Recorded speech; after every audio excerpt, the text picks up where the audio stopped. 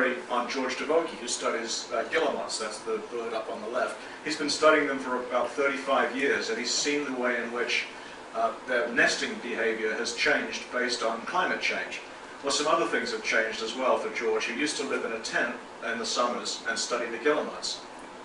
Oh yes, by the way, this was, although we weren't funded to do broadcast television, this became part of a PBS Wild Chronicles project with National Geographic. But anyway, this is what happens sometimes when George has a research camera outside, basically looking for nesting behavior. But George is sleeping in there while this bear is patrolling outside this rather flimsy plywood hut.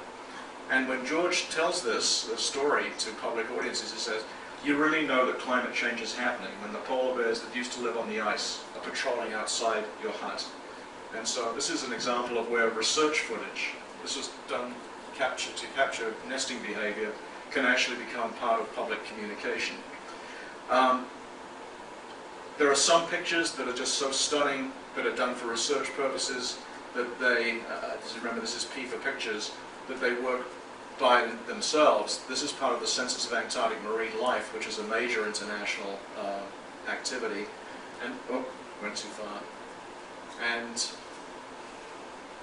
oh, no, it's this one. Hopefully it'll stay on there. This picture reminds me of Arcimboldo, the Renaissance artist who used to make still lifes out of vegetables.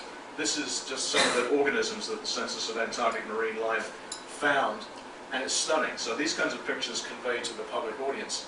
There are some other things, and I'm going to mention where you can see more of this, that need a little bit of explanation. Jim Ballock runs the Extreme Ice Survey, and this is a picture of the Jakobshavn Ice Fjord and the carving face. It looks